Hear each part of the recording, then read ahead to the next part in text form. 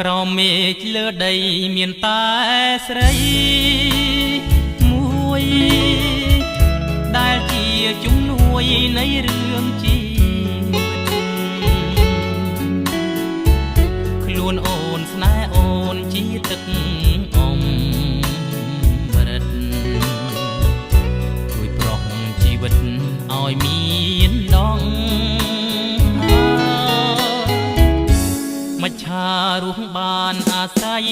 គង់គារុក្ខជាតិនានាអាស្រ័យសន្សំរូបបងរស់បានអាស្រ័យ